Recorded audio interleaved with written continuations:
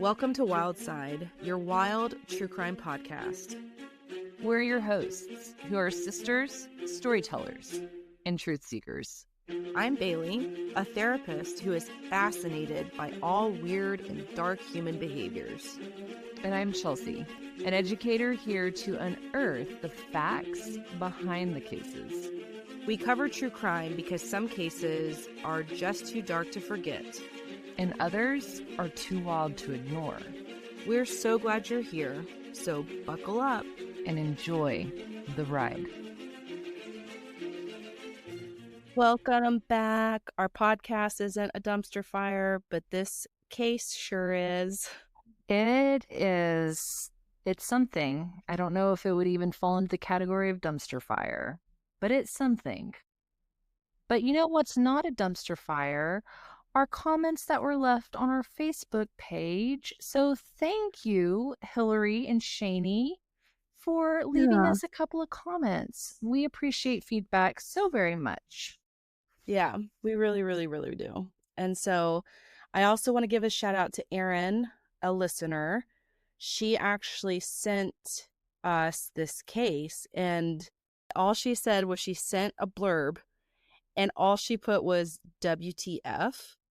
And I thought it was one of those like trending fake fiction, true crime or fake crime TikTok. Nope, absolutely not. This is a real story. Yeah, it's again, it's something. It's something. So we hope that you guys can keep up. I'm gonna ask you to please put your running shoes on because it's a race, and they need to have like the good like all-terrain grip because it's about to get wild. It's like a Tough Mudder type of race. Yeah. So it starts off again, kind of like our last episode with the welcome to video, but it starts off kind of, what would you say, Chelsea, technical? Mm-hmm. And yes. But you have to understand it because welcome, you guys. This is a cult case, and I hated every second of it. I know, but we know you guys love it. And I mean, I can see why. Just because we don't enjoy them doesn't mean we don't enjoy them. Yeah. And so just a small disclaimer before we dive in. Main theme in this case is transgender. And so we're dealing with new names and dead names and that kind of thing. So just as a preface, I apologize formally if we get some of the pronouns and names wrong, simply because legal documentation, court documentation reports, it's kind of a mixed bag.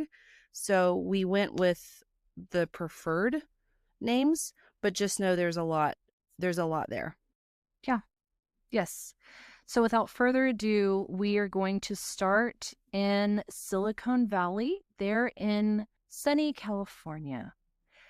And Silicon Valley, I think most of you guys know, has always been a breeding ground for dreamers, right? It seems to attract the brilliant, the eccentric, and sometimes even the obsessed. It's a place where ideas that once seemed like science fiction become reality overnight. But not all ideas should come to life, right? And not all dreamers are visionaries. There's a difference. Some are something else entirely. And the big question is, what happens when a group of people who are convinced that the world is doomed all decide to take matters into their own hands? How far do you think that they will go? What lines do you think they will cross? Today, we are telling the story of the Zizians, a radical splinter group with cult-like ideology, extreme beliefs, and real-world violence. And to understand the Zizians, we have to start with the leader, Jack Amadeus Ziz LaSota, a name that would later become synonymous with a whole lot of controversy. An Alaskan native who was highly intelligent, studying computer science at the University of Alaska Fairbanks, and graduated in 2013. Ziz, well, she was brilliant. So brilliant, in fact, that she was offered an internship at NASA, and later worked for a biological instruments startup. She was also pretty quirky, super weird, and an outsider from the start. But something about the tech world just didn't sit right with her. She wasn't looking for a career, she was looking for purpose, fulfillment, and meaning. And that search led her to the rationalist movement, an intellectual trend in good old Silicon Valley.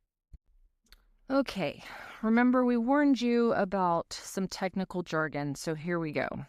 Just as a fun fact, there are three branches, and I use this term loosely, but the first branch is CFAR, Center for Applied Rationality, and this branch focuses on teaching rational thinking and decision making to help people improve their cognitive abilities and avoid biases.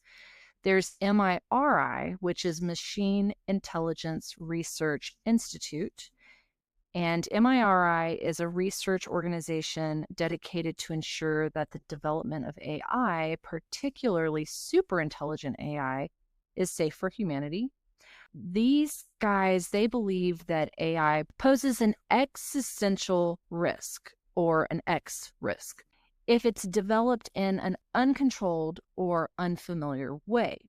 And then our third branch is EA, which is effective altruism. And this is a movement that focuses on using evidence and reasoning to determine the most effective ways to do good in the world. Rationalists were obsessed, right, with AI safety in the future, specifically what happens when artificial intelligence surpasses human intelligence, something they called singularity.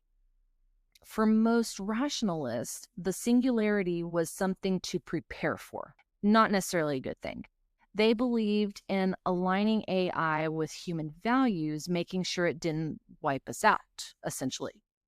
But Ziz, she didn't think AI alignment was even possible. She thought it was already too late, and she became obsessed with post-rationalism, which is a darker, more extreme take on the movement. Okay, post-rationalism is a way of thinking that goes beyond just using logic and facts to understand the world. Basically, the things like math and science isn't enough to make decisions. Sometimes we rely on emotions, intuition, or gut feelings, which don't always follow logic or reason, which I agree, right? Post-rationalism accepts that things like feelings, values, and personal experiences matter as well, even if they can't always be explained by facts. In short, post-rationalism is about understanding that there's more to life than just logic and facts. Now, this sounds pretty normal, right? Like, hey, we can't just rely on reason and logic. We have to rely on these other things. But you're going to see, as most culty things, it goes way over into left field. Ziz and her fellow post-rationalists, they were not trying to stop the rise of AI, but they were preparing for the end. Like doomsday kind of stuff, but from like a weird social standpoint. And Ziz was wholly consumed by this. She believed in radical veganism, going so far as to call meat eaters flesh-eating monsters. She dabbled in anarchism, which basically you believe in a society without any form of government or authority. And she created these bizarre psychological theories about how humans could, quote, unlock their full potential. And I just have this image in my head of a mashup between Scarlett Johansson from Lucy and V from V for Vendetta, like all in one. Right? When I heard you say unlock, I was like, oh, kind of like unlocking full potential, like Lucy in Yeah. her post-drug mule days. And Ziz began experimenting with this whole concept of unihemispheric sleep. And that's like sleeping with only half of your brain. She believed it allowed her to rest, or at least one half of her brain would rest, while the other half would stay awake and constantly aware. But before we begin to explore the Zizians, we have to start this story way back in 2016. And it is in that year that LaSota attended an 8-day CFAR, or the Center for Applied Rationality, workshop.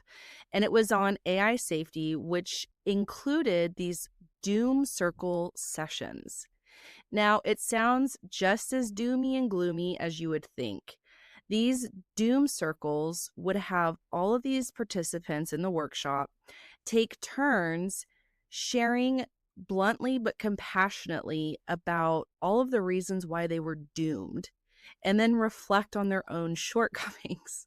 This is like the worst group therapy I could think of. I bet you're like, no, I need you to stop right there. That's not good. Let's practice a gratitude list. For Ziz, it was hashtag triggering. These doom circles triggered deep doubts about her value and worth, which catapulted her into, quite frankly, an existential crisis where she was wondering if she could even save humanity, which is something she was pretty obsessed about.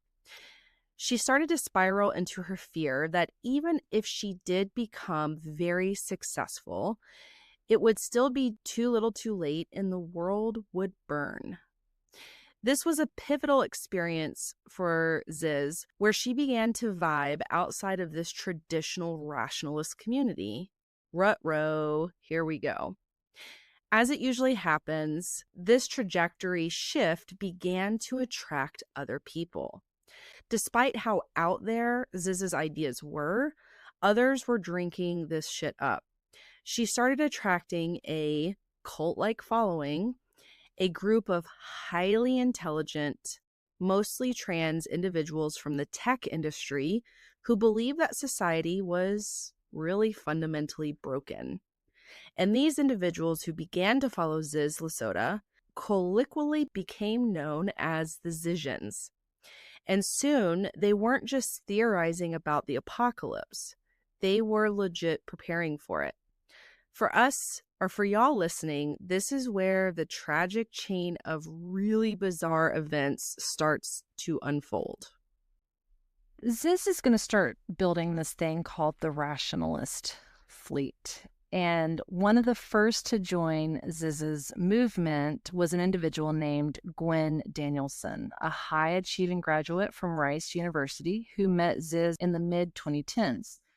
The two bonded over their shared frustration with the Bay Area's brutal housing market, which they felt trapped rationalists in toxic group living arrangements or endless debt.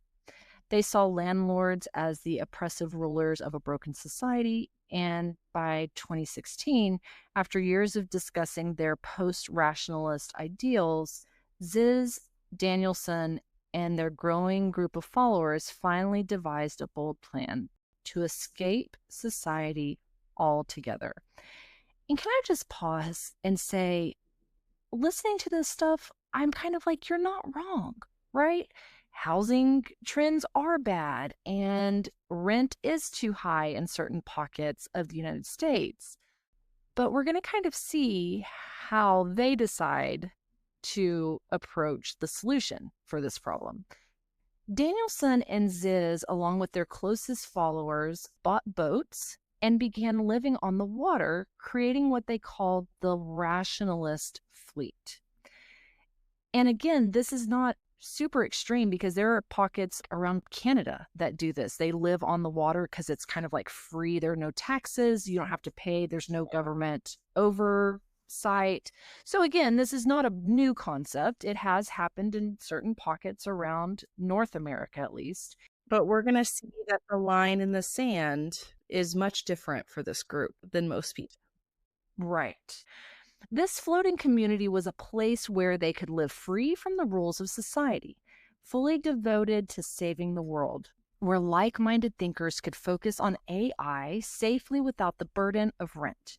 But Ziz wasn't just seeking intellectual peers. She wanted to build, it's like this super secret elitist ring of people, a network of individuals who could see reality as it truly was and act accordingly.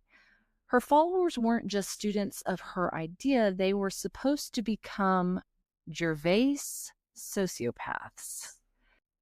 Okay, this is a hot mess, hot pocket. Now, let me explain this concept. Now, keep in mind that Ziz wanted individuals to become these Gervais sociopaths. So, what is this? Basically, Gervais sociopath is a term that was borrowed from the TV show The Office, the UK version, let's be clear. And it's like satire, workplace stuff or theory about power dynamics. And it was particularly through the character of David Brent, which is played by none other than Ricky Gervais, who is an often clueless and self-important boss. And so in this context, a quote, Gervais sociopath, it refers to individuals who are really highly manipulative and self-serving, but in a way that is kind of like cute and cheerful, charming, funny, and likable. They have a knack for creating chaos or undermining others, but they do it in such a subtle and almost entertaining way that this behavior is often overlooked or excused by other people. So the sociopath part of the term suggests that these individuals, though they may lack empathy or concern for others, using charm and social skills to manipulate situations for their own benefit without feeling guilt. The term is often used to describe people in workplace settings who may not be outright malicious, but still engage in toxic behaviors like playing people against each other, manipulating power dynamics, or creating unnecessary drama to advance their own position. Ultimately, it is a mix of narcissism, social cunning, and a disregard for the well-being of others, all masked under this facade of humor or likability. I mean, I'm pretty sure that Bailey could tell us which personality disorder this already aligns with, meaning like it's already been diagnosed and it's actually in a DSM. I'm pretty sure you're like, you don't need to make up a new name. It's in there. And I'm over here like, are you guys having a hard time keeping up with this, or is it just me? Yeah, this is a lot, but we've gotten over the hump of like technical stuff and now we're on the roller coaster ride. Now, to Ziz, a Gervais sociopath wasn't just someone who manipulated systems, they were someone above those systems, someone who operated with a kind of ruthless clarity, free from social constraints. Y'all, I just can't with this girl. At the beginning, the Zizians had this let's ditch society and live on our rationalist fleet to make sure AI doesn't turn evil and we're not prisoners of daily realities like, working, paying bills, and those darned authority figures. But as their isolation deepened, so did their detachment from mainstream rationalist thought. And I'm going to say it now, mark my words, but this always happens with cults, right? I don't care what anybody says. This is a damn cult. I'm sorry, but if it walks like a duck and it quacks like a duck, it might be getting ducky up in here. The fleet was no longer just a housing experiment. It was this incubator for Ziz's obvious spiral into madness. She would blog about AI ethics, psychology, game theory, and what appeared to be rants fueled by pretty much just mania, right? But many viewed these rants as equally brilliant as unhinged, which again, most of them kind of are, right? Like they always have these glimmers of like, that's a really good point. But no question, as always, they're always difficult to understand. Just to paint a picture, here we go. I'm going to read a little clip from one of the blogs. Good is an inherent disadvantage in epistemic drinking contests, but we have an advantage. I am actually willing to die to advance good. I realized that I was no longer able to stand people, not even rationalists anymore, and I would live the rest of my life completely alone, hiding my reaction to anyone it was useful to interact with. I had given up my ability to see beauty, so I could only see evil. Lights have trouble thinking clearly about paths through probability space that conflicts with their phylactery And the more conjunctive a mission it is to make true their phylactery, the more bits of epistemics will be corrupted by the refusal to look into that abyss. And I'm not going to lie, I literally had to pull a dictionary for some of those. Like, what in tarnation was Yeah. that?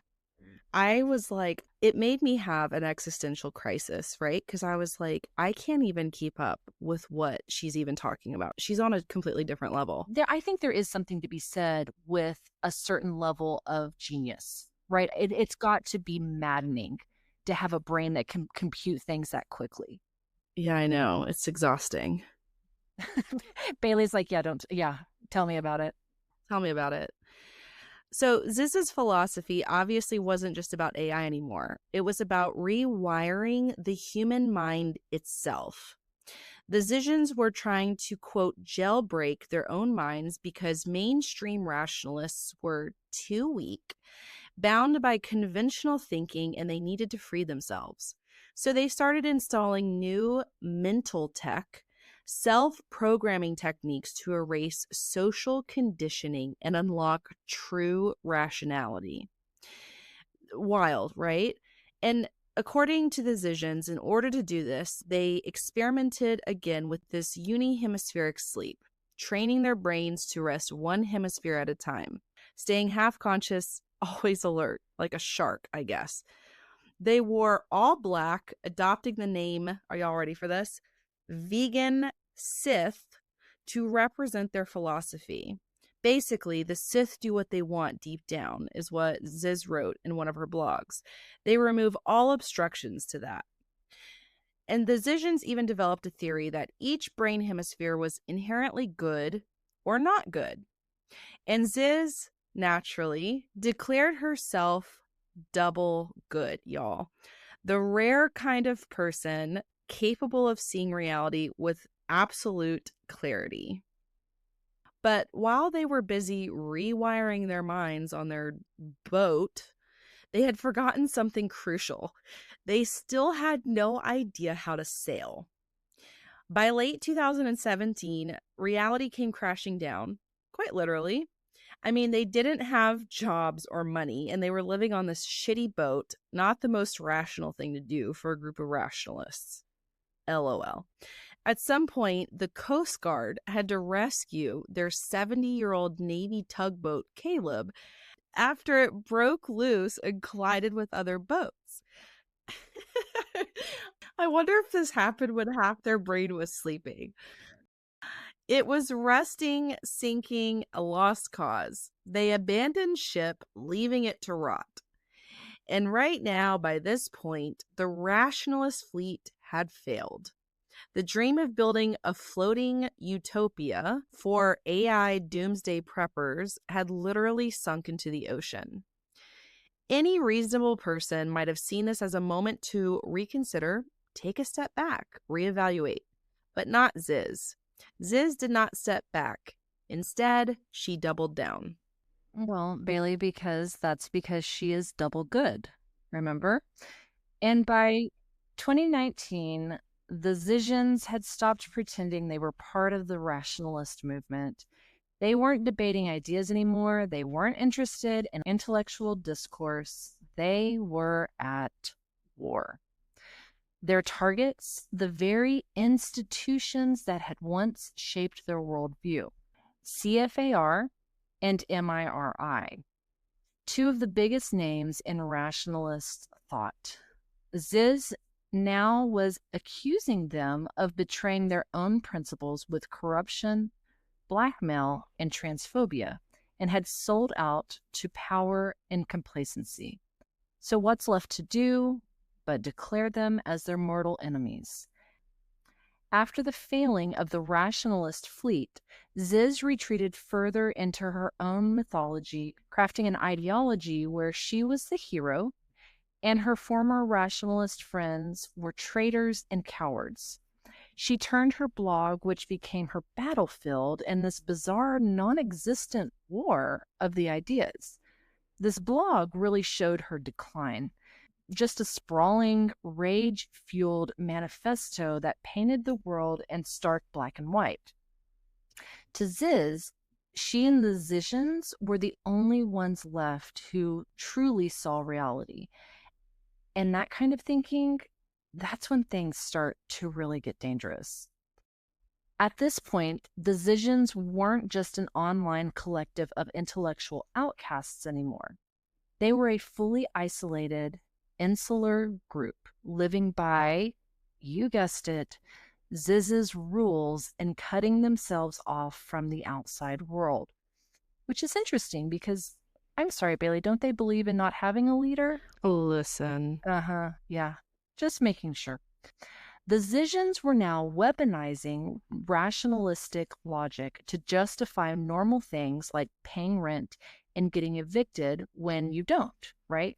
Ziz was the Oz behind the curtains, creating an atmosphere where her followers, again, highly intelligent, highly isolated, and increasingly radical, adopted new identities, cut off from their families, and immersed themselves fully in her doctrine.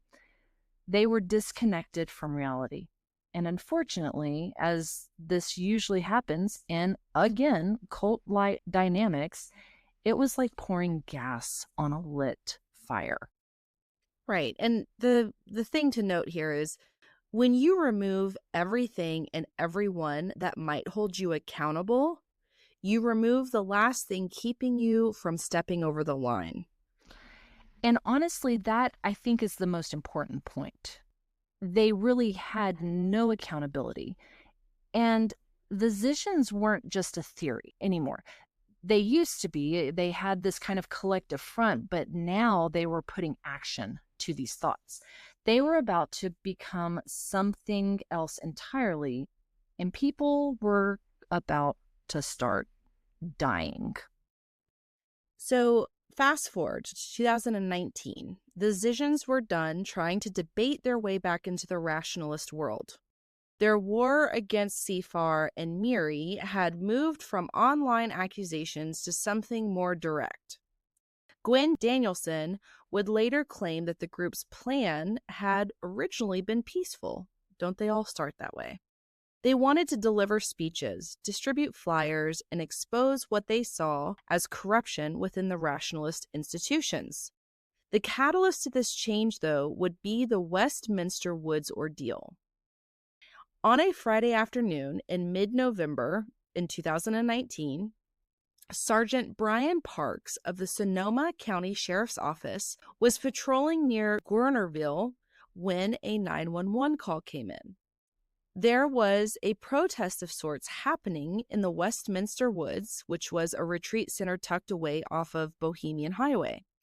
Now, in most cases, Sergeant Parks wouldn't have been too concerned. Protests weren't unheard of in the area, especially near this Bohemian Grove where oftentimes, honestly, conspiracy theorists would gather. But as more details started to trickle in, something really started to feel off. The retreat in that area happened to be hosting two groups that day. The first group was an alumni gathering for CFAR, a Bay Area nonprofit that was teaching AI-focused rationalist philosophy. And the other was a class of 18 elementary school children on a field trip attending a ropes course. Then came the report that changed everything for Sergeant Parks. One of the protesters allegedly had a gun. And now at this point, Sergeant Parks didn't hesitate. He upgraded the call to an emergency code, requesting backup immediately. When he arrived to the scene of the protest, he saw what had triggered the panic. It was a red Prius that had been positioned across the entrance, blocking the road. And can I just say, I really hate when protesters block the road. Just beyond it, there were three figures in black cloaks, pacing and chanting, their faces hidden by Guy Fawkes masks. You guys, Guy Fawkes masks. The guy from V Vendetta with the white face and the... with the cute mustache. Yes, with the mustache, they were wearing those masks. The protesters were chanting phrases about Sifar's betrayal and accusing Miri of using donor money for blackmail. Some of their statements were really cryptic and weird.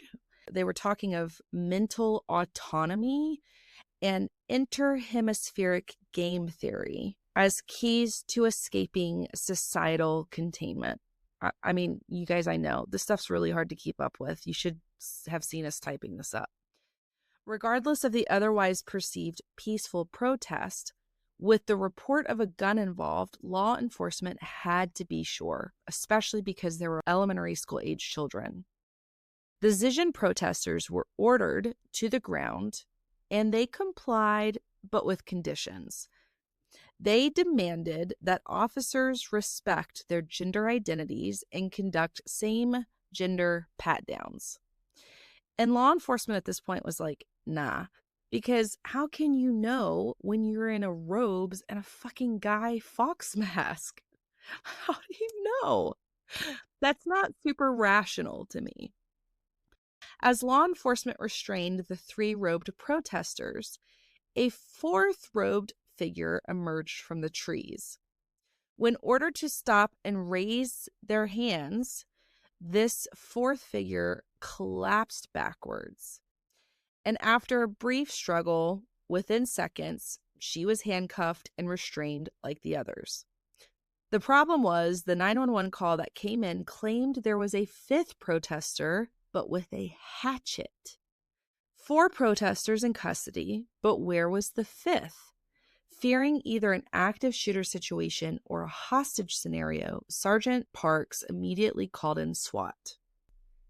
With helicopter support, officers spent the next several hours combing the 200-acre property searching for the suspected armed protester. But they never found one. Later, authorities pieced together what had happened. The quote, armed suspect was actually a retreat center maintenance worker who had grabbed a hatchet when he heard about a potential break-in. The quote, gun that triggered the 911 call, it never existed. The only weapon found among the protesters was a can of pepper spray. When the threat neutralized, police transported the 4 masked protesters to a detention facility in Santa Rosa. As they were escorted inside, one protester shouted at the officers, quote, "I know your face. You are slavers. You are Nazis." And it's no surprise to anyone since the Zizians were kind of under the sovereign citizen umbrella, they refused to identify themselves, forcing officers to run their fingerprints to determine their names. And these were the names included: Ziz LaSota, Gwen Danielson, Emma Borhanian, and Alex Leatham. At first, the arrest seemed like nothing more than an odd, overblown police incident. The story made headlines in local newses: masked figures protesting in the Redwoods, police searching for a suspect who never existed, SWAT evacuating children in armed vehicles. Strange, right? Sure, and I agree with that. But criminal, I don't know. Maybe there's a lot of hearsay in that one for me. But it wasn't a story that would have stuck in anyone's mind for long, except that's not where it ended. Because after that day, the Zizians began to unravel completely. Within months, one of them would be dead, one would vanish without a trace, one would end up in custody, and one would stand trial for murder. What started as a bizarre act of protest had set off a chain reaction of violence, disappearances, and death. And at the center of it was the fearless leader, Ziz. After their dramatic arrests at Westminster Woods, the 4 Zizians spent several days in jail before finally posting bail. But their legal troubles were far from over. They were charged with 5 misdemeanors, including false imprisonment, child cruelty, wearing masks for illegal purposes. But the most serious charge was felony conspiracy, one that could land them in prison for years if they were convicted. For most people, this would have been a wake-up call, a reason to lay low, rethink their actions, and, maybe try a different approach. But Ziz and her followers weren't like most people. Instead of seeing themselves as extremists, they saw themselves as victims. They exclaimed to whomever would listen that they were not criminals, nor were they threats. They were the ones who had been wronged. The group ended up hiring an attorney to fight the charges, and they filed a civil rights complaint against Sonoma County, claiming they had been subjected to a whole slew of things, including excessive force, invasive and inappropriate searches, denied requests for same-gender officers, that they had been stripped naked, were denied clothing, heat, and sleep, and were subjected to degrading treatment and sexual humiliation.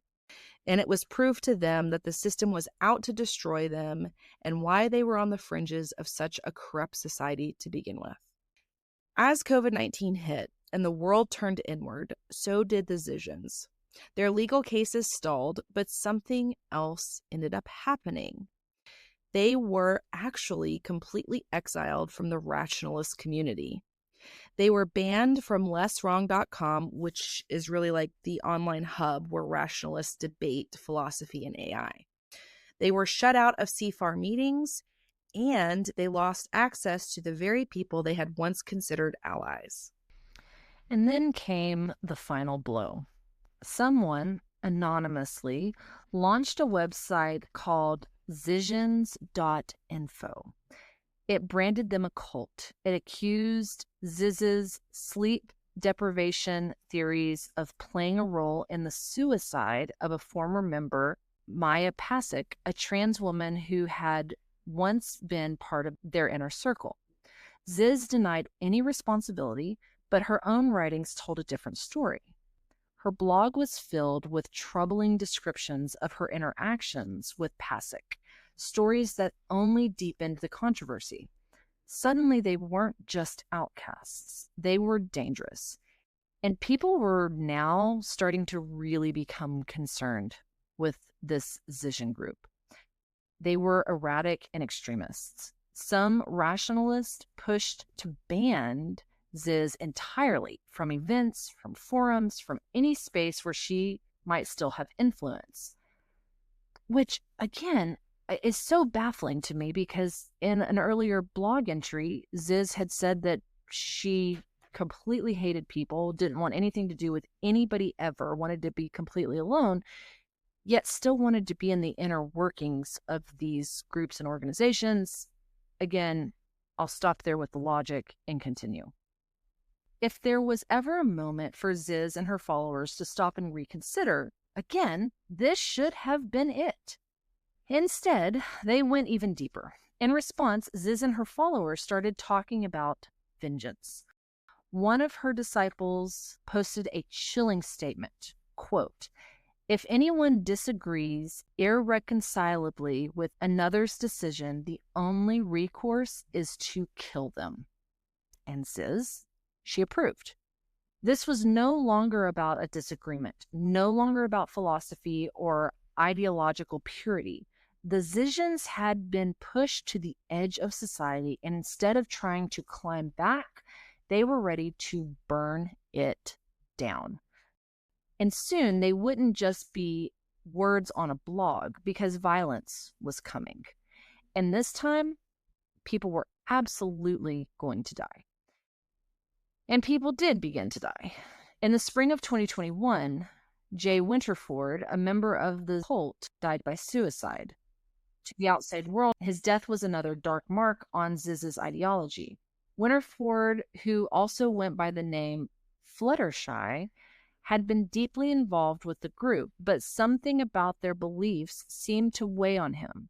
Ziz had once written about trying to, quote, fix Winterford, and many believed that his struggle with her philosophy had only worsened his past traumas. To those watching from the outside, Winterford was another casualty of their dangerous beliefs. By summer 2021, the court battles had become a full-blown ideological war. After firing attorneys and filing a barrage of complaints against the judge, the Zizians escalated. This was no longer just a court case. Again, we're in full-blown war. Even as the legal problems piled up, the Zizians were still growing. By 2022, new figures had joined the inner circle. Alice Monday, a self-described mentor to Ziz LaSota, Michelle Zashko, a young bioinformatics graduate from Pennsylvania, and Daniel Blank, a former UC Berkeley student and one of the few cisgender men in the group. But the group's growing numbers did not mean that things were getting better, and in fact, it was starting to get worse. The tensions were at a breaking point, and more tragedy would follow. In August of 2022, during a federal lawsuit hearing, the group's own attorney stunned the courtroom. Gwen Danielson was dead. She apparently had died by suicide. If one of the founding leaders was now gone, how long would it be before another followed? We now at this point have 2 deaths and a frenzy of bizarre legal battles tied to the Zizians. But this wouldn't be the last tragic turn or the last tragic incident for the Zizians. On the night of August 19th, 2022, in the waters of San Francisco Bay, the U.S. Coast Guard received a distress call around 11:05 p.m. The caller? Naomi LaSota, Ziz LaSota's sister. Naomi had been on a boat with her sister Ziz, along with a fellow Zizian by the name of Emma Borhanian. Naomi was frantic as she explained that her sister, Ziz, had fallen overboard without a life preserver. Naomi had no clear idea of where Ziz had fallen and was not familiar with the boat or navigating it. The Coast Guard scrambled into action. They sent everything: boats, helicopters, planes, and drones. Everything that they could to find Ziz. They scoured the bay, searching under the Golden Gate Bridge all the way to Land's End, but there was no trace of her. After 18 hours in the frigid waters of the bay, the Coast Guard ended up calling off the search. Their computer modeling was crystal clear. There is no way Ziz could have survived in the water that long. And so just 2 weeks later, Ziz's obituary appeared in the Fairbanks Daily News Miner with a simple message: "You are missed." And in November, Naomi filed a request for Ziz's death certificate, submitting sworn affidavits detailing the events of that night. Ziz LaSota was officially ruled as deceased. What a shocking turn of events for the Zizians. With both Ziz and Gwen Danielson dead, the online world was starting to move on from the bizarre and dangerous rantings and behaviors of the notorious Zizian group. But Ziz's closest followers were not quite gone yet. For a moment, it seemed like this was the end of the dangerous group. But oh, how wrong everyone would be. Soon the violence that had always lurked beneath the surface would finally erupt, and when it did, there would be no coming back. With their leader gone, the surviving Zizians scattered. Michelle Zashko and Alice Monday left California, moving to a secluded property in Vermont. In a moment, we'll get to Michelle and Alice, but right now, Emma and Alex take center stage. The 2 Zizians, Emma Borhanian and Alex Leatham, ended up settling in Vallejo, living on a run-down lot owned by an elderly man named Curtis Lind. The property was a wreck in a high-crime area.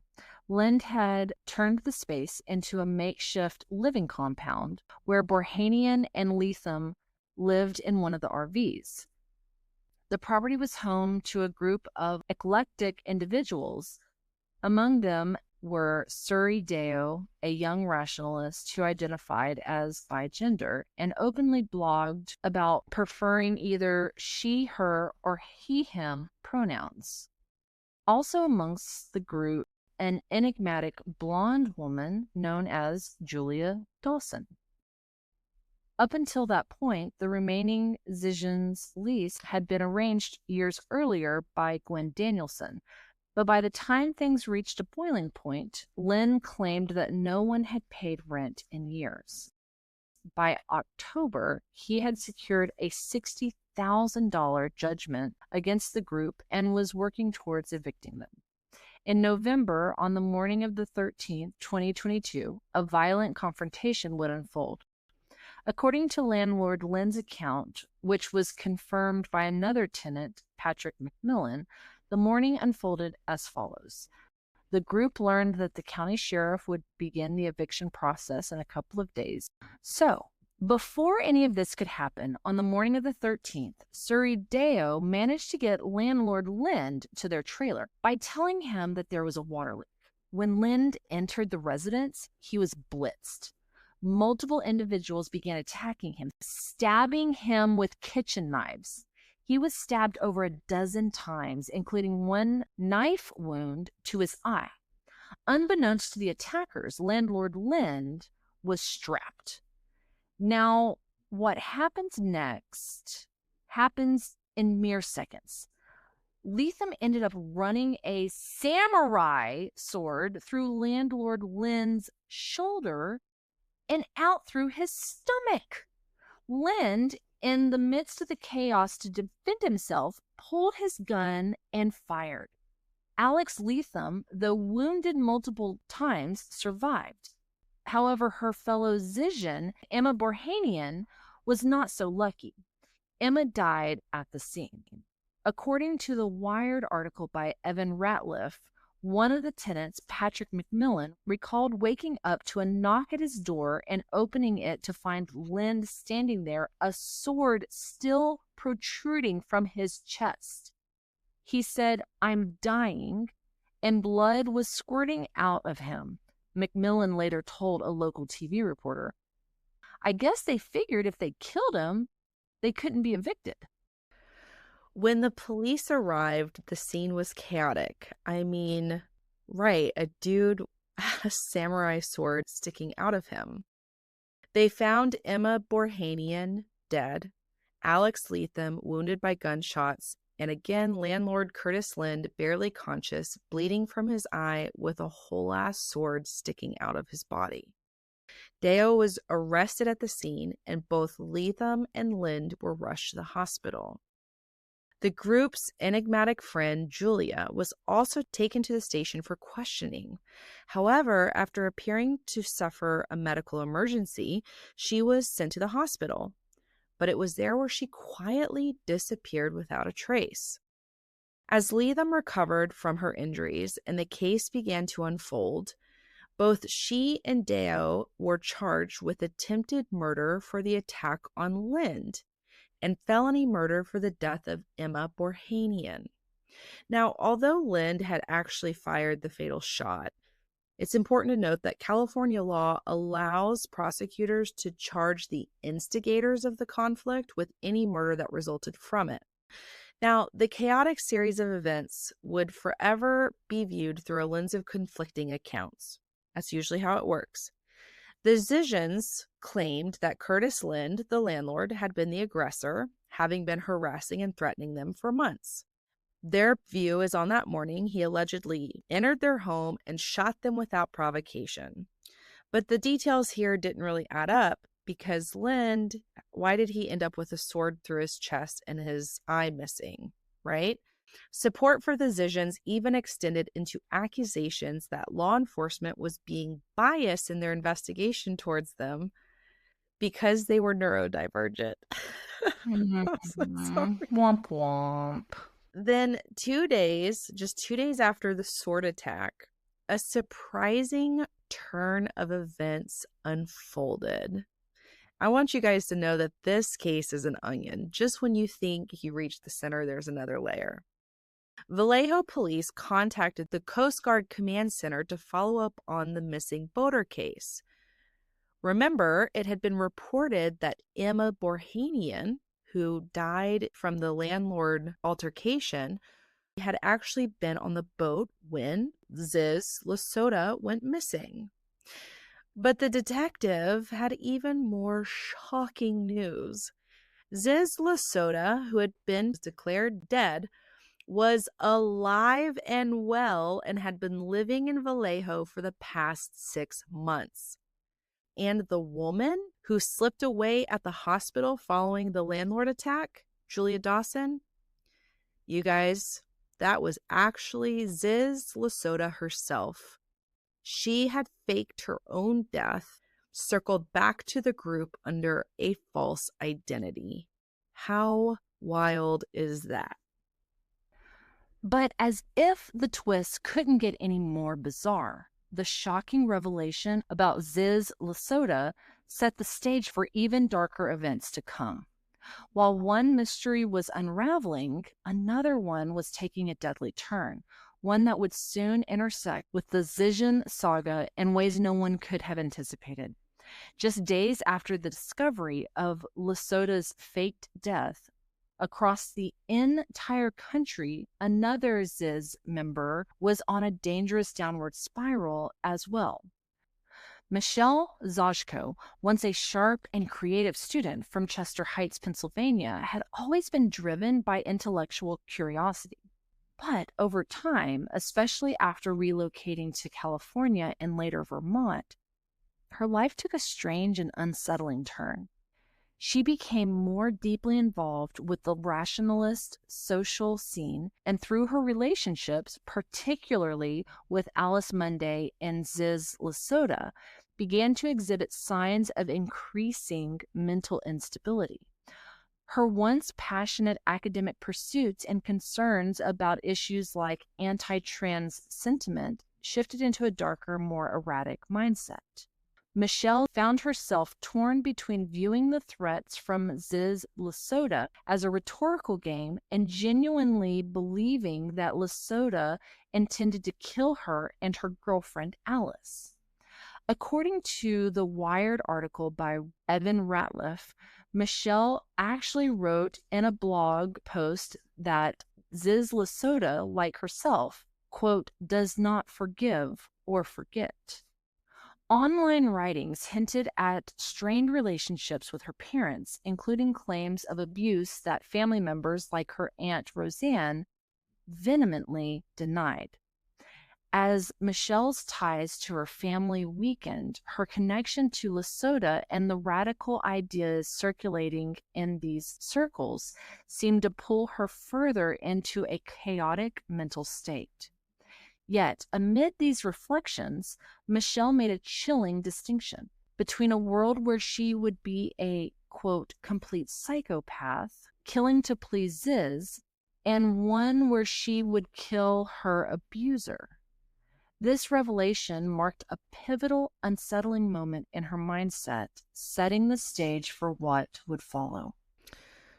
Now, while Michelle and her girlfriend Alice Munday were living on a remote property in Vermont, over in Chester Heights, Pennsylvania, Michelle's parents were going about their normal lives. Richard and Rita Zajko lived a quiet life, with Rita tending to her ill parents who lived nearby. And Richard, he was managing his work with the Navy Yard. With Michelle out of the house, the couple's world was small, marked by routine and concern for loved ones. But everything would change by the end of 2022. On the night of December 31st, a nearby neighbor's Ring camera actually captured some really disturbing footage at the Zajko's home. At exactly 11:29 p.m., a car pulled up to the house, and then almost immediately, the lights inside the home went dark. As the footage continued, movement was visible at the front door, where it seemed someone had opened it before quickly shutting it again, indicating that they had entered the house. Minutes later, the camera picked up a higher-pitched voice shouting what sounded like, "Mom." Then came a frantic, "Oh my God, oh God, God." The upstairs lights flickered on, and after about 9 minutes, two figures were seen leaving the home through the front door. It would be several days before Richard and Rita were found in a bedroom with a 9mm bullet to the skull. The Zajkos had been killed in their family home on their only daughter's birthday.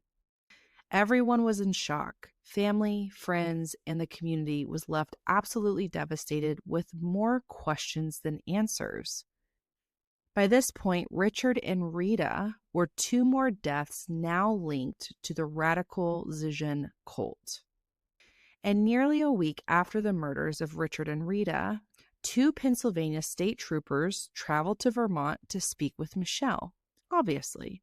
They found her at a property alongside fellow Zizian Daniel Blank. Police conducted what they referred to as a voluntary interview with Michelle, where she told investigators that she had been in Vermont with her roommate around the time of her parents' deaths, and that she had not been to Pennsylvania since the start of COVID, which was in 2020. She told police she hadn't spoken to her parents since January of 2022. However, when pressed, she did admit to receiving a message from her mother, which she told the detectives she had just chosen not to respond to.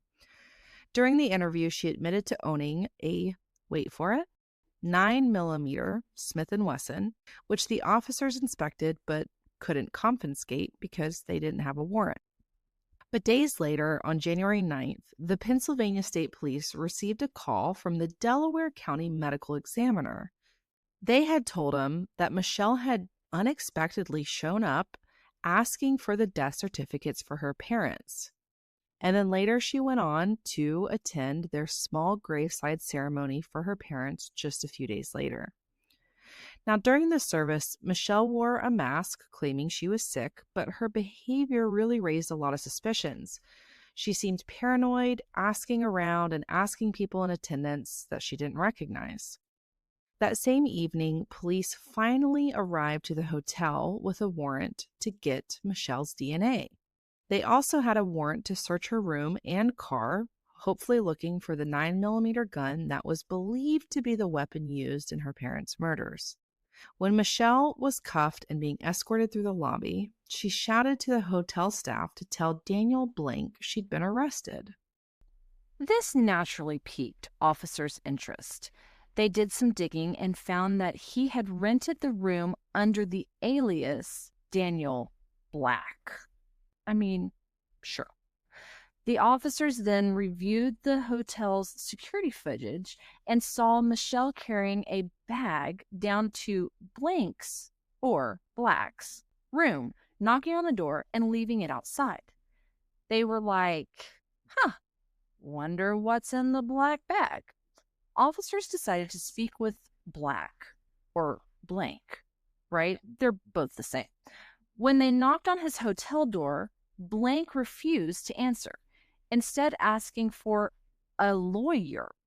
Police swiftly breached the room and noticed the shower running.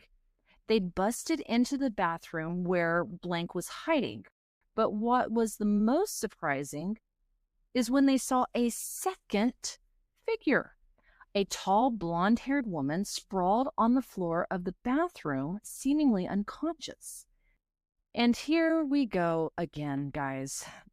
After officers ran her prints, the mystery woman was none other than LaSota. Noticing that LaSota had an active warrant in California, authorities arrested her, charged with obstructing the homicide investigation and disorderly conduct, and transported her to the hospital for medical clearance. Doctors soon confirmed there was nothing physically wrong with Ziz. With the wanted woman now in custody, Blank and Michelle were released. No charges, no questions. They vanished soon after, leaving behind a trail of strange clues. Inside Michelle's car, officers discovered $40,000 in cash, along with bank receipts from Vermont showing that Blank had withdrawn the money. Surveillance footage captured Blank pacing anxiously inside the bank, waiting for the withdrawal. At one point, he even wrapped a phone in foil in an odd display of paranoia.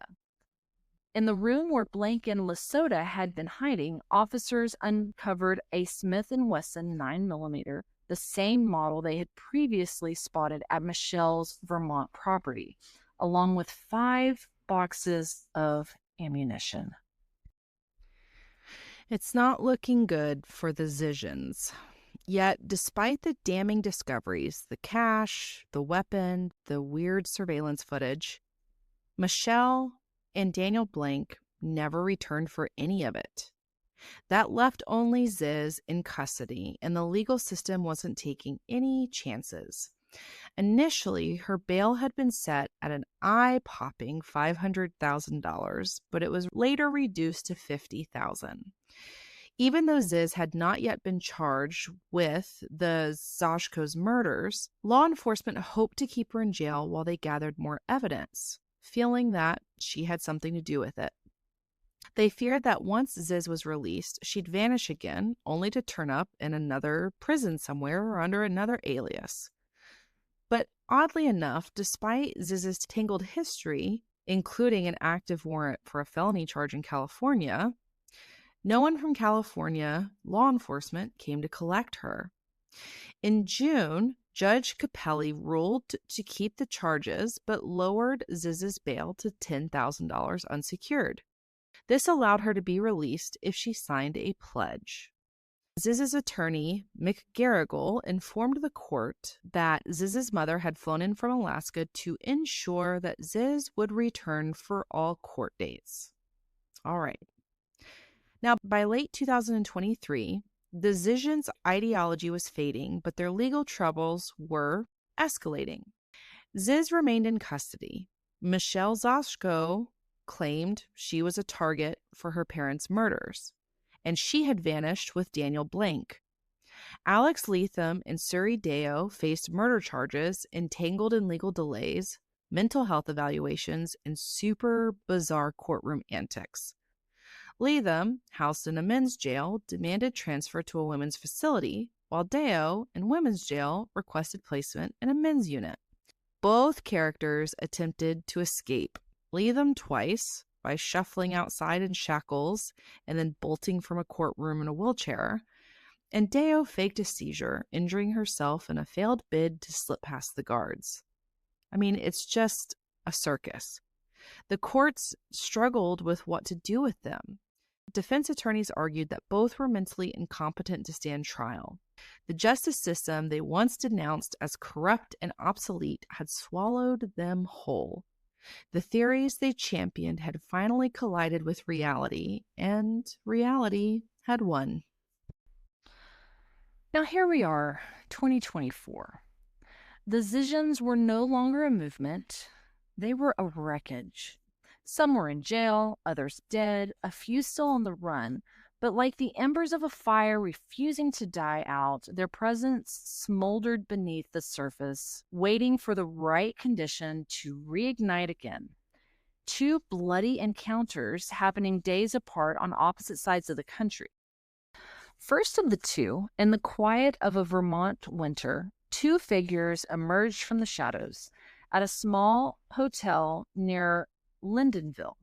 A staff member grew uneasy after two guests arrived in black tactical gear, one openly carrying a gun.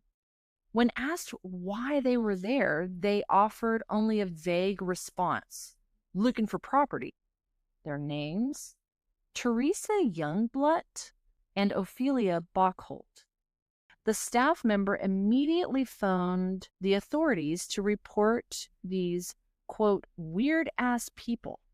Teresa Youngblood's parents had reported her missing in May 2024 from Seattle after she sent her mother emails saying she had moved in with a friend and changed her number. Ophelia Bockholt must have been this friend, but likely another radical follower of the Zizian group. Or perhaps it was a guy by the name Maximilian. Teresa Youngblood and of Maximilian Snyder applied for a marriage license in Washington State in November 2024. Then, Teresa begins renting a condo near Ophelia's place in North Carolina. When Vermont State Police and Homeland Security agents responded, they attempted to engage in a consensual conversation with the pair. But Youngblood and Bockholt didn't stick around. They checked out the same day and relocated to Newport, Vermont. The police, however, didn't lose sight of them.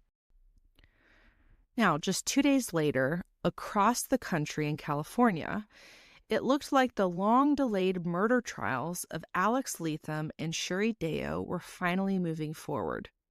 Both had finally been declared competent to stand trial. Prosecutors were preparing for a spring trial date, and their case hinged on one key witness, our old buddy Curtis Lind. Remember, he was the landlord that got samurai'd. In August, Lind had provided a detailed videotape account of the events leading up to the stabbing. On January 16th of 2025, prosecutors filed a motion stressing, quote, Mr. Lind is the only eyewitness to this case, and his testimony is critical for the people to have the ability to prove their case. But Curtis Lind would never testify. The very next morning, on January 17th, a man in a black beanie, a mask, and a purple shirt emerged from a hiding spot as Curtis Lind walked a block away from his property. The attacker ran up, wrapped an arm around Lind's neck, and stabbed him in the chest. And then he slit Lind's throat before fleeing. Lind was somehow still alive when police arrived, but ultimately died at the hospital just an hour later. It was clear to everyone involved in this investigation that this was a targeted hit, and it meant only one thing. The Zizians, or someone loyal to them, were still fighting back. 2 days later, on January 20th of 2025, law enforcement spotted Youngblood and Bockholt again in downtown Newport, Vermont, still wearing tactical gear and still armed. During surveillance, agents followed them into a Walmart where Bockholt bought 2 boxes of aluminum foil. Outside agents watched as Bockholt wrapped 2 cell phones in tinfoil, then using the 3rd phone to make a call. She hung up and the pair drove off in a blue Toyota Prius with North Carolina plates. Believing Bockholt was in the U.S. illegally, authorities made a critical decision, one that would set off a chain reaction of violence. As the Prius sped down Interstate 91, 3 Border Patrol vehicles flipped on their lights, signaling the car to stop. The agents pulled the car over, but instead of surrendering, Youngblood stepped out of the driver's seat, pulled a Glock, and opened fire. Chaos erupted. Gunfire tore through the air as law enforcement returned fire. In the crossfire, Bockholt made a desperate attempt to grab a weapon, but was gunned down before she could act. Border Patrol agent David Chris Mayland was killed, a young man with a bright future, dying in the line of duty for 0 reason. Youngblood, though she had been shot, had survived. Now, are you guys following this so far? I can't even count the number of deaths that were on in this bloody trail following the Zizians. And the bloodshed on Interstate 91, unfortunately, was just the beginning. As investigators unraveled the web of connections surrounding Youngblood and Bockholt, a disturbing pattern emerged, one that stretched far beyond Vermont. On January 22nd, back on the other side of the country, federal authorities arrested Maximilian Snyder in Redding, California. Does this name ring a bell? Right? Remember, Teresa Youngblood's supposed husband. And what were Maximilian's charges, you ask? Murder. He was charged with the murder of landlord Curtis Lind. The most bizarre thing is that Maximilian Snyder wasn't just some thug for hire in a twisted lover's triangle scheme. He was a Seattle native, Lakeside School graduate, Oxford educated computer scientist with interests in AI safety and effective altruism. No surprise that he had the connections to Youngblood and Bockholt and the rationalist community. The deeper investigators dug, the more they uncovered really unsettling connections. Youngblood, Bockholt, and Snyder had all been tied to rationalist and effective altruist circles. Bockholt had once been a quant trader working for Jane Street Capital, which was the same firm that hired Sam Bankman-Fried, which he's just the gross scheming criminal affiliated with EA. Youngblood and Snyder had attended the same elite private school. Another totally surprising twist to this already twisty, bizarre case is the re-emergence of another Zizian member, one who we thought was dead. No, we're not talking about LaSota. We are talking about Gwen Danielson, and she was not dead after all. The rumors of her suicide were false. What ended up happening is that Gwen, probably becoming disillusioned with Ziz and the Zizians and all of that, split from the group and was living completely off grid. Like, you guys, what is happening right now? Now, as for Ziz LaSota, she had been spotted as recently as December of 2024 renting an Airbnb in North Carolina, where she was allegedly staying with Youngblood and Bockholt. Now, if that were true, it meant that she was still out there and she was at large. Despite the desperate belief that the Zizians were scattered and disbanded, unfortunately, this couldn't be further from the truth. The Zizians were arguably still going strong. And the thing that's really hypocritical and annoying is instead of protecting society from danger, they had become the very forces behind the violence. Again, doesn't seem super rational, does it? The FBI now had a tangled, culty Zizian network to work through. But they were starting to hone in on the missing links to all of their far-reaching yet related incidences. The missing link was the person who had allegedly purchased the weapons for Youngblood and Bockholt, the very same person who was also a person of interest in a double murder in Pennsylvania and someone who had lived near Coventry, Vermont. And it didn't take long for reporters to figure out who they were talking about. None other than Michelle Zashko. The hunt was on for this key player in the Zizian bloody web. Luckily, just last month, on February 11th, the break of breaks came in. Near Frostburg, Maryland, a property owner noticed something strange. Two white box trucks parked up a dirt road on his property. Definitely alarming. As he had approached, he was face to face with three people, all dressed in black. And Bailey, if you will, cue Revenge of the Sith music. I'm just joking. I'm joking. They asked if they could camp on his land for a month. I'm not sure what he said in that moment, but as soon as he could, he noped out of there and called the police because this man had seen the news and he recognized the faces of the three people. Shortly thereafter, Maryland state troopers and local sheriff's deputies arrived and found the two white box trucks exactly where the man had said they would be.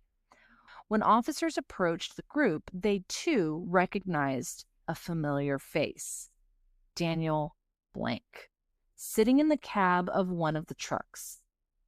When officers commanded Blank to show his hands, he, of course, claimed he had a learning disability and couldn't comprehend the order.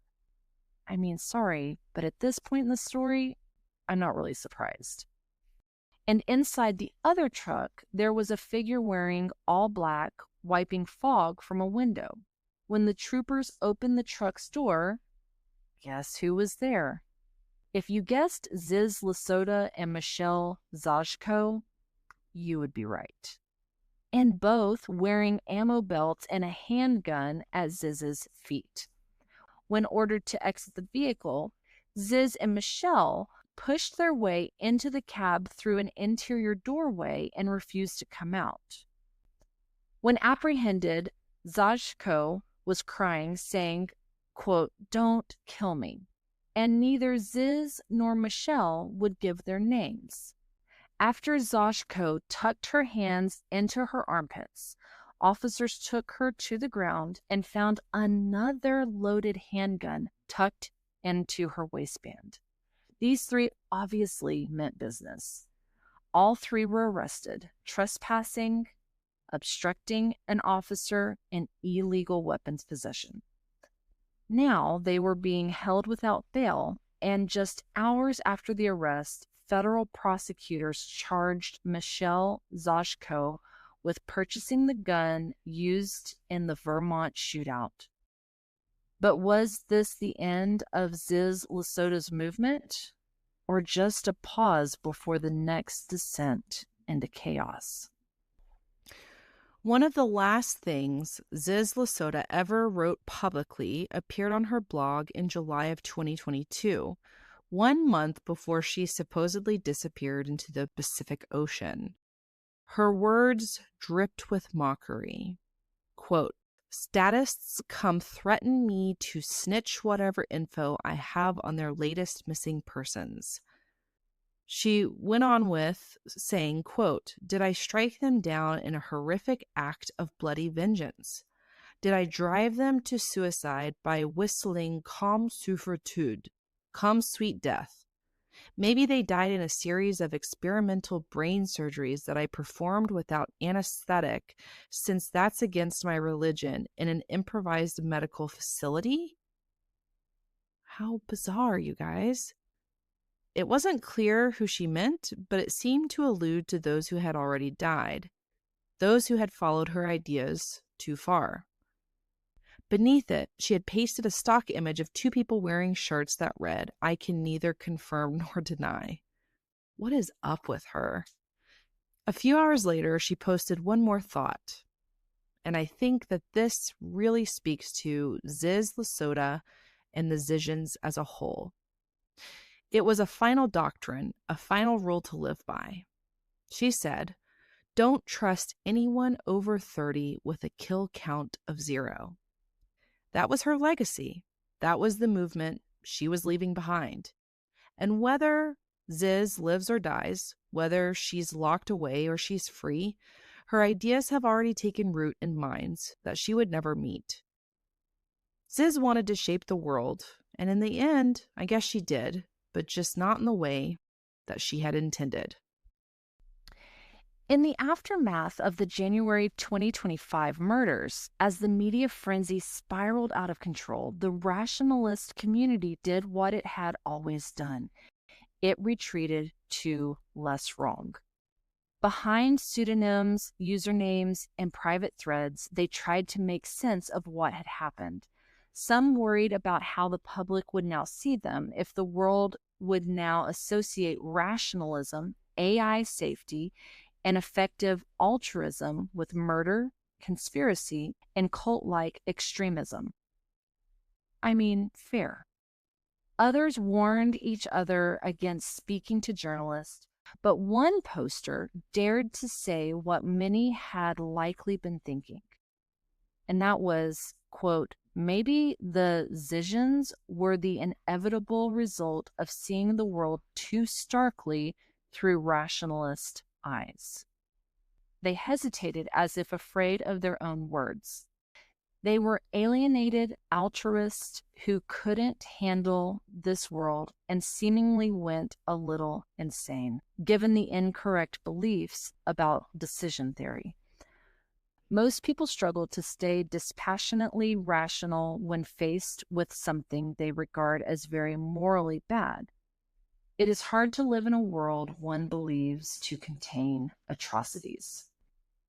But we all live in the world that we believe contains atrocities every day, and we don't put together a culty cult that has 6 violent deaths across the United States linked to it. Now, this idea lingered uncomfortably. And the question is, had the Zizians been broken people before they found rationalism? Or had rationalism broken them? And somewhere in the attempt to wield them from humanity's salvation, they had been twisted into something else entirely, something that destroyed people instead of saving them. The Zizians may be scattered, but their story isn't over. Some are in prison, some are underground, and some are still out there. And if history has taught us anything, it's that when one extremist movement collapses, another is always waiting to rise from the ashes. So the question isn't just where are they now, but what comes next. And that, you guys, is the ever-evolving, ever-layered, crazy, bizarre, twisted case of the Zizians. And I just want to remind everybody that there are 6 violent deaths linked to this group, right? You had David Malland, the Border Patrol agent who lost his life in the line of duty of this year. You have landlord Curtis Lind, who, by the way, survived being cut and stabbed with a samurai sword, but lost his life. And then Richard and Rita Zoshko, the parents of Michelle Zoshko. And not only these deaths, you have Emma Borhanian and Ophelia Balkholt, both associates of the Zizians, who were killed during these altercations. And it's just awful. And this is why I hate cults so much. So what did you guys think? Make sure to send us your thoughts and let us know. I personally want to know, like, what are y'all's thoughts on, like, what's the line between genius and delusion, right? The psychology of the cults. Is it really a cult, or is it not really a cult, Yeah, ironically, AI is part of my master's work right now. And I have to admit, and all the people pretty much that work in this domain, this realm of AI, will all agree there needs to be guardrails around this stuff. There needs to be ethics. I mean, again, I can understand how some of these concepts, whether they be, emerging technologies or politics or social injustice or religion or whatever it is, things that have some pretty heavy controversy around them, I can see how there are aspects of it that are scary, that you do need to be concerned with. But again, I think Bailey had a great question on what is that line? What is that line of being passionate about something and then just being delusional? Yes. And keep your eyes peeled, you guys, because there might be more Zizians out there. Well, and I imagine that we'll have some updates to this case here in the next, I would think, over the next few months or even a couple of years, right? As the prosecution process is obviously just beginning. And so we will keep you updated on the evolution of this case if any new updates come up. And again, let us know. What are your thoughts? Yep. And as always, you guys, thanks for hanging out with us through this really bizarre, super culty case of a ride. And we will catch you on the wild side. Bye, guys. Later, Gators.